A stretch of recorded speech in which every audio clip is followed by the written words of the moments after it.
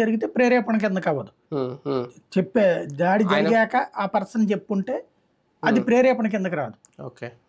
కానీ అతను ఆ భాష మాట్లాడుతున్నాడు అంటే మధ్యలో అంతకు ముందైతే అతని గురించి పెద్దగా సందేహం పడలేదు మనకు. కానీ ఎప్పుడైతే ఆ కన్సర్న్ పర్సన్ దుర్గారావు ఆఫీసులో పనిచేస్తాడంటాం ఒక ఎత్తు, ఆ దుర్గారావు అనుచరుడు ఈ సతీష్ కావడం ఒక ఎత్తు, ఇది పక్కా గ్యాంగ్స్టర్ గ్యాంగ్. అది స్పష్టంగా కనబడుతుంది. ఇంతకుముందు మనం చెప్పుకున్నటువంటి కారణాలు ఏవైతే ఉన్నాయో, రాళ్లతో కొట్టే గ్యాంగులు, గంజాయి వాడే గ్యాంగులు అని నేను ఏదైతే చెప్పానో అదే ఈ బ్యాచ్.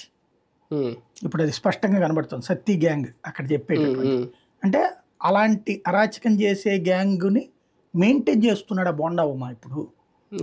అంతే కదా, డైరెక్ట్ గా ఏ లీడర్ కూడా డైరెక్ట్ చేయడు, అనుచరుల ద్వారానే చేపిస్తాడు. అంతే కదా, ఆయన వచ్చి రాయిస్తాడు కదా డైరెక్ట్ గా. కాబట్టి ఇది చేయిస్తున్నాడు అని ఇప్పుడు అర్థమవుతుంది. ఇదివరకు తనకు సంబంధించి వాళ్ళ అబ్బాయి వ్యవహారము, లేకపోతే తన మీదనే ఏది భూములు కబ్జా ఆరోపణలు రావడం, ఇదంతా ఒక ఎత్తు. అంటే ఒకప్పుడు వంగవీటి దేవినేనిలు లేని లోటు తీర్చాలనుకుంటున్నట్టున్నారు. ఆ బెజవాడ శాపం ఏంటంటే ఎవడికాడు ఆ ప్లేస్ ఆక్యుపై చేయాలని చూస్తూ ఉంటాడు. అంటే ఎవడైనా సరే మంచోడు అనిపించుకోవాలని చూడాలి, మంచి రౌడీ అనిపించుకోవాలని చూడాలనుకోవడం ఏం దరిద్రమో అర్థం కాదు. మంచి రౌడీ అంటే రౌడీయిజం అంటే మంచి అనుకుంటున్నారు.